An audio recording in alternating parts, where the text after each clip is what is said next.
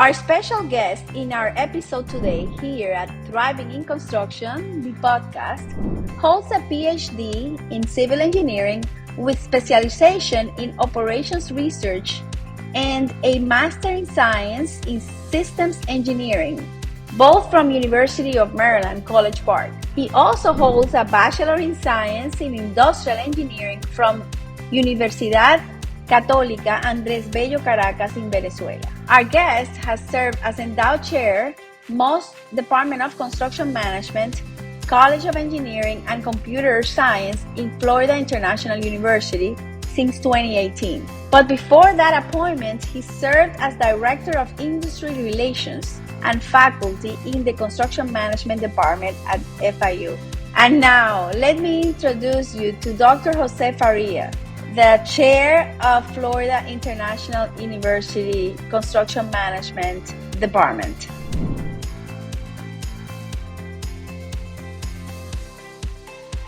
Hello. Here we are again. Thank you for joining our podcast, Thriving in Construction, the podcast. And I have somebody very special. We have collaborated in numerous ways. And I always say special because all the guests that we have, everyone that comes to our podcast is special and has a different contribution in our industry. And this is quite interesting. You are one that makes such a difference because you work in the education system, in the university system, basically in charge of the construction program for the Florida International University. And so, Dr. Farias, my respect. I am very grateful for you to be here. I mean, we're friends and have collaborated in different efforts. We're part of the Industry Advisory Board for Construction. And so I am very grateful for your time to be here and cannot wait for our listeners to hear what you have to share about the construction industry. So please introduce yourself. Tell us about you. Tell us, I know, but they don't know. Thank you, Patricia, for the invitation. I'm very grateful to be here. It's always a pleasure to interact with you. As you know, I am the endowed chair of the Moss Department of Construction Management at Florida International University. We're part of the College of Engineering and Computing. In my department, we have a bachelor's in construction management. We have a master's in construction management, which you are a product of. An alum, yeah. Long time ago. Very proud, and we can see the wonderful result of the education.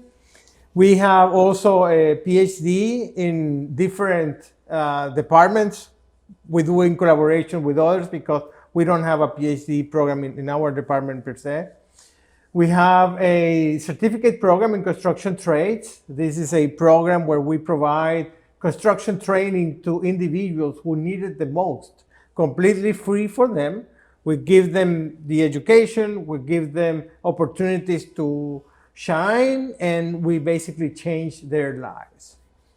That's awesome. That's awesome. In an environment that we're living where there's so much shortage of labor, how much impact have you been able to measure from that program in terms of workforce development? Oh, it has been extremely successful. We have trained around 800 individuals in the different trades in carpentry, electrical, plumbing, concrete. We have now started an apprenticeship program in solar panel installation, and our latest program is in management of construction. It's a project management. So we're very, very excited about the future.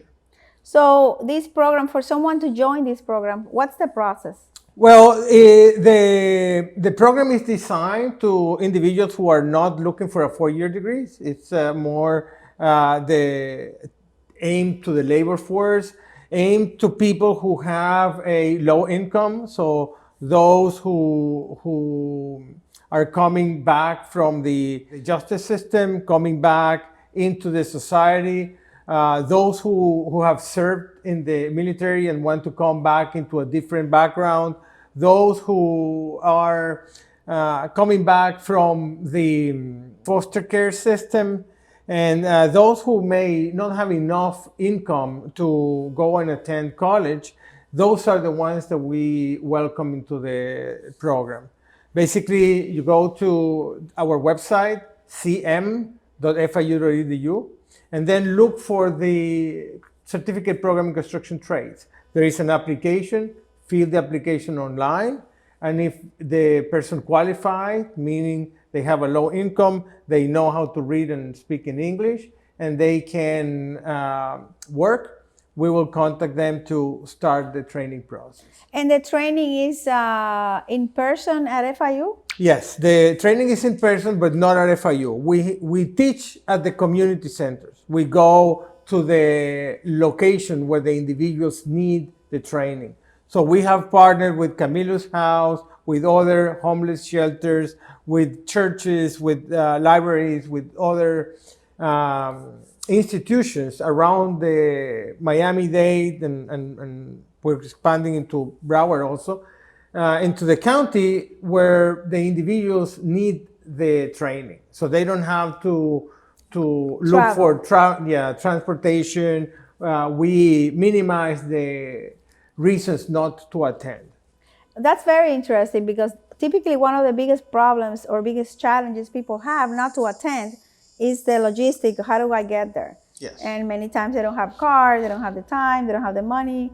And so let's say you wait for the person to register, and then you define the location, or you tell them, the person that registered, we have X number of locations that we cover through Miami-Dade County, and you have to go to this one that is closer to you. Correct, yes. We have been blessed by applying to different grants, and the grants are specifically targeting certain zip codes. So we identify location on those zip codes where we provide the training, and depending on where the individual lives, we connect them to the closest location. And so if we have a nonprofit that we want to do the same thing. Yes. But if I want to partner with you, what do I have to do? Do we, if we want to have an impact in how do we partner? How do we partner, or how does another company partner with FIU? Well, there are many ways to partner. If you're a nonprofit organization that is interested in providing this type of training and you have a location, you can contact us. We can work out an agreement where we may rent your location and then provide the training over there. If you are a company that wants to provide funding for this program, you can also come, give us a gift. We will recognize your name, and we will use that funding to provide the training to the community. So the community does not have to pay anything. This is completely free to them. That's awesome. That's awesome. And you also said you go into the prison system too, to try to bring Yes. people. And what percentage of the people that you have been training in this program has been from the justice system? Well, the justice system started not too long ago, so it may be a smaller percentage, maybe about 5 to 10%.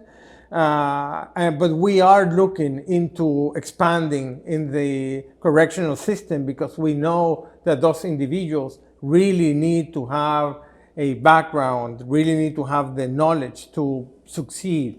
And by, as you know, construction, it's a very good way to earn a living. Yeah, absolutely. And that's so much of what we are looking into doing, you're already doing. So definitely we would want to partner with that program, because it's already operational, and we see that our industry can transform lives. Yes. And so I'm very grateful that you are doing this with homeless and also in the prison system. Yes, it's all possible thanks to the very the very generous donation of the Lenar Foundation. They gave us the seed money to start the program. We started 4 years ago, and they were very clear to us that, we'll give you the money, but you need to grow it on your own. So we have applied for grants at the state level and at the federal level. And with those grants, we have been able to grow the program. We are now offering in Spanish and in English in multiple locations across the Miami-Dade County. That's awesome. What percentage of women do you have in this program? We have about 40% of women in the program. We also target those single moms that needs to have a new opportunity. We have partnered with the Lotus House that's specifically for women, and we're very proud to see how they have engaged into the program. They graduate from the program, and some of them even start their own business somewhat related to construction. That's beautiful. That's beautiful. And we're going to see in the years to come the difference that the industry has made. And there's not a better time to be in the construction industry. There's Absolutely. so much work out there and not enough people to do it. So much money out there for construction, so much work, not enough people. And you not only are impacting, FIU is impacting, and the Lennar Foundation from the perspective of workforce development. At the university level, what are the challenges that you're seeing? I don't think we're graduating enough people. How do we bring more people in our industry so that we can satisfy the need that we have for project managers, superintendents, at any level? That's a very, very good question. We have a construction management program that has about 400 students. We graduate about 100 students every year between bachelor's and master's in construction management. And we maintain that number of enrollment because we want to provide a very good education. So our student to faculty ratio has to be very effective, so the students feel that they are getting a good experience through the program.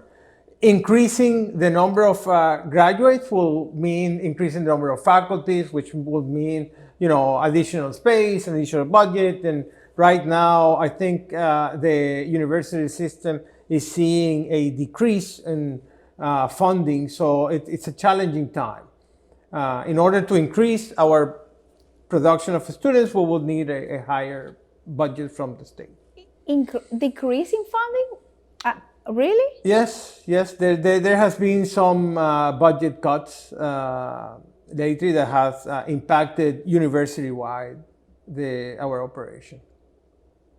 So we need more people, and we're decreasing funding. I don't understand this, because people that will be contributing more to the community. What can companies do? Well, we also rely on funding that comes from private companies. We have a industry advisory council, which your company is part of it, and we're very grateful for their donations. We use the money that we raise through those donations to increase our faculty, to hire adjuncts, to participate in student competitions, to provide faculty with professional development opportunities, traveling, conferences, and so on. So that's another way to help the educational system. From your perspective, what's the biggest challenge the construction industry faces right now and moving into the future? Well, I think the biggest challenge is the implementation across the board of the new technologies that are coming. 3D printing, the artificial intelligence, the robotics in construction, all these systems that are very sophisticated and have been used for a long time in the manufacturing industry are now making their way into construction. So I think adopting that technology, realizing that that is the way of the future, is the biggest long-term block in construction. In short term, I think you are right. The problem is to fill those gaps in the companies, because there is more work than people to do it. Why do you do what you do? Why? Because, sometimes I know teaching is caring. I know sharing is caring.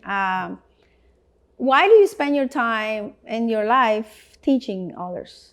Well, I think it's very fulfilling to teach others what you know, to see how they grow, how they are great professionals, to get that phone call, hey, remember me, because of you now I have this position in this company and I'm very grateful. Those kind of stories move my heart, and that is the main reason why I chose academia. What has been the story with a student that has mostly impacted you at the personal level? Wow. Well, I think there are several. There is one student who was doing very well in his studies, and then all of a sudden it started to drop and drop and drop. And I called him and say, what is the problem? He said, well, I got divorced. I lost my house. I'm sleeping out there. You see that car? That's where I live. And I was able to guide him, provide additional resources through the university, and that person was able to get out of that difficult situation into a better one. I am also very proud to have seen students who started in the bachelor's in construction management starting to move into the master's, and they want to go for a PhD. You see their interest, their passion, their persistence, and that interest in moving forward. That is very fulfilling to me. That's amazing that you can have that level of impact in a human, in somebody's life. It's got to be so rewarding. Absolutely. It's wonderful to see that students who were shy in the classroom later become great executives with great confidence, doing great things out there in the construction field. It's really satisfying. And you think about it, you're in the education business, but you're really constructing lives. Absolutely. It's an oxymoron. It's like what I always say, that we're in the construction industry. I'm a general contractor, but we're really in the people, building people. Building people. Because we cannot do anything without people. Absolutely. In our industry, it's so reliant. It's just impossible. You can, unless, even if you had robotics, right? People are crucial for the process on the Absolutely. management side and on the field level as well. Absolutely. And the effect is multiplicative, because you help one person, that person succeed, that person becomes an example for those around, for their families, for their friends. Everybody wants to improve, and it just gets better overall for everybody. Yeah, it's like a gift that keeps on giving, right? Exactly. Absolutely. I totally agree. How long have you been in the university in this role? At FIU, in this particular role, I've been 4 years. Before that, I was a faculty member. This is my 16th year at the Florida International University. Before that, I was with the University of Maryland, College Park in Maryland. And before that, I was in the private industry. So it's been a long road. A long road. So in this time, what's been the biggest shift you see with the generation that is entering into the university in the construction management program from the time you started, let's say 16 years ago, to now? What's the biggest shift in terms of mindset, attitude, desire? What do you see in nothing, not that we're criticizing, right? No. There's no right or wrong here, but what do you see is the biggest shift in the generation that? Well, I think if I compare a student that came into the university 16 years ago, I would say that student did not have all the social media and the access to information that the student has today. That student didn't have the technology and applications that we have today. So it will have done more of a manual work in terms of producing estimates or schedules. It was more taking out the drawings, using a highlighter, measuring with a ruler, doing calculations by hand. Whereas today, everything is electronic. You can do on-screen measurements of dimensions and using a spreadsheet to do calculations. So it's a different use of technology. The attitude may have been also different. The student back then was more interested in sitting down, reading books, attending the lecture. The student today wants speed, wants everything delivered by video, by audio, by different media. They want to take courses online. They want to graduate faster. They want everything done and ready to go. So it's a different experience. And also, I think lately what I have seen is the students want to come out and be president of the company. They want to be, they want to run before they walk. That's my impression right now. So everything has pros and cons. So as we prepare, we are living in a time that changes happen so fast, right? What the innovations are happening really fast. I hear data that the vaccine, the COVID vaccine, was actually created in 3 days, but it wasn't approved. That they needed to run some tests, but it really, in essence, it was really created in 3 days. So what took forever in the past, now it's not. And we're living in a time where everything is there's abundance of, and there's an exponential growth. And I guess this is probably what these kids are seeing, right? They see it, they experience it, so they ask themselves, maybe, why not my education, right? I don't want to wait forever to have this or right. that. And so with that, I'm saying, how are we preparing as far as our own companies and our education system, our university system, to grow in the same speed that the world is growing? That's a very interesting challenge that we all have in front of us, right?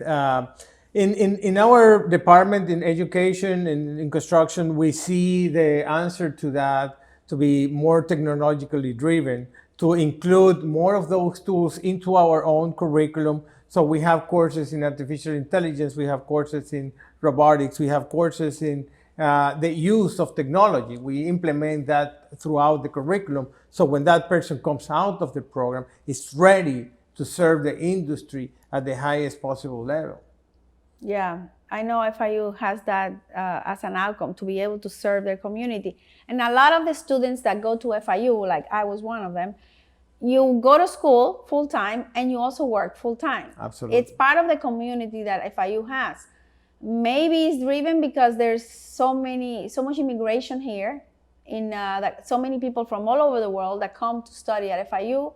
You have a super diverse community, I would say, and people that many of us hire to give them internships, and people that actually go through a process of obtaining work visas to gain more experience in this country. So when you see that diversification, when you see that, how do you see the diverse student body in the school today versus 16 years ago? Well, the diversity, I would say it's very much the same. We have always been a school where people go, they get their education, and they go back. They work during the day and come to get educated at night. That has been the tradition for our program ever since I joined, much before I joined, actually. And the challenge is for us to provide that training in the afternoon so that people can go work and earn. The diversity has been there always. There's individuals from different backgrounds that they want to succeed, that they want to get their education and be productive.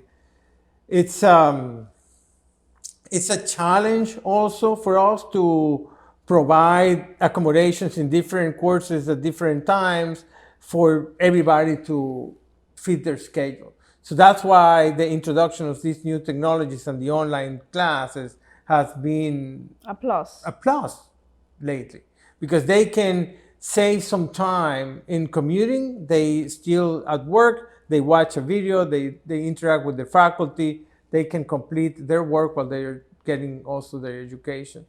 So the diversity and the technology has merged together to produce a solution that helps everybody. Yeah, absolutely. And the speed of things. Yes. And so if you had a ton of young people here listening to you.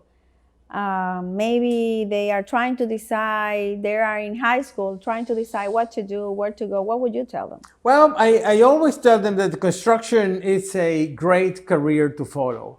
That I try to also tell them construction is not about being, hammering a nail in the sun. Construction is much more than that. Construction has an office side where you do planning, where you look ahead, where you envision what the final project is going to be. Construction has the potential of the imagination. You need to really visualize what is that you want to build and how to get there. So you can account for materials, for labor, for the resources needed.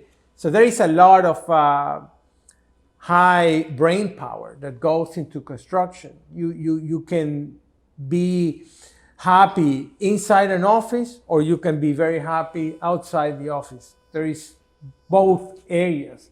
So an individual can find an environment where he or she feels great and do wonderful work, earn a great living. Absolutely, absolutely. So do you find challenges bringing in the students that come through the program and finish the program? Well, we find challenges sometimes because there are students who find them that construction is not what they want, so they move on other areas. We have students who find a niche, let's say in safety or in estimating, and after they complete certain courses, they decide that they know enough and they move away. So that's challenging.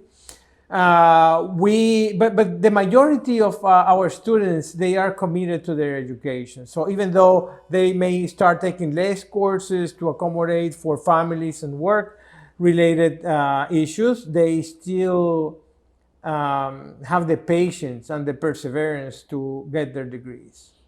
That's interesting. And I know you have a program that it's like a women's or young women camp during the summer to attract more women into the construction space. Absolutely. Right, and raise that low percentage of women entering the industry. So two things, in your perspective, what prevents women from joining the industry from what you know, and what do you want to accomplish with this program? Well, we have about 20% of women in our bachelor's and about 30% of women in our master's. So that shows that the professional women is looking for another job. They may not be coming from a technical perspective. Our master's degree is very flexible, so we accept people from different backgrounds. You don't necessarily have to be an engineer, an architect, or a construction manager to get into construction.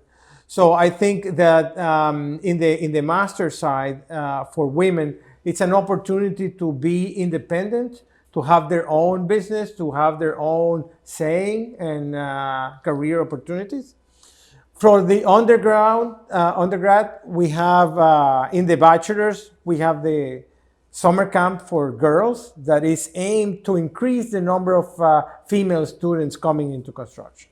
Has that been successful in your opinion? We've had 2 camps. They have been very successful. We have girls, coming in very enthusiastic. You see how they learn, and we're just waiting for them to graduate so they can come into construction management. But that's a good time to target, because if you make it fun, and I've been in the program, I think I was a speaker in the first program. Yes. They actually experience what it is about, and they kind of fall in love. They have a good emotion around the process, and it's an eye opener. It's an eye opener. And I think we need to do it with kids, boys too. Yes. We do have a summer camp for boys and girls that is aimed to technology, thanks to a gift from Trimble. Trimble is a large technology company involved in construction.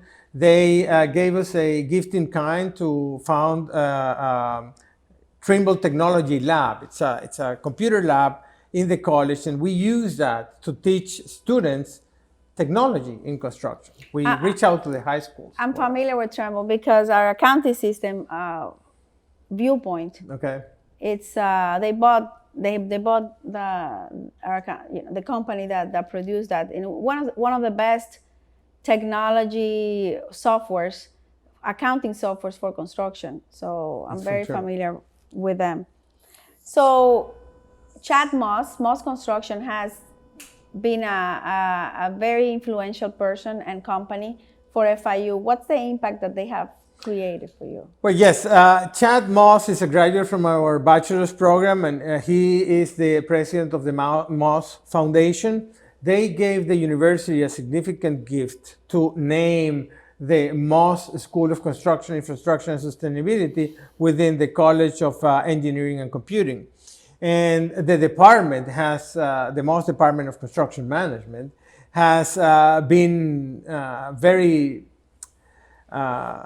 lucky to have that support from the industry. We have been able to improve our curriculum, increase our faculty, have a impact on the community and on our students thanks to that gift. Yeah. And as a chair, what has been your biggest challenge? My biggest challenge, or maybe not the biggest, but one of your biggest challenge, or call it an obstacle. I know you do what you do because it's not a job. It's a gift and it's a passion. You're passionate about what you do. You breathe education and impact to students and young people. But if you had a magic wand, if you had somebody that could solve the biggest obstacle that you see today to get you to where you would want to be, or where you would want the school to be, or the kids to be, what would that be?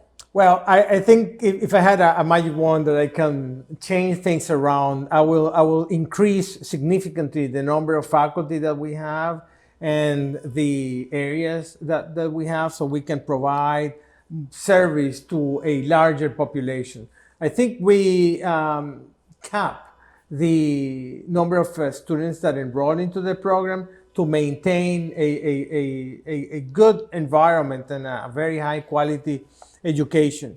If we had more resources, we will be able to reach out to more people and provide that same level of outstanding service. Do you find a challenge capturing ideal faculty or professors to the program? Well, not really.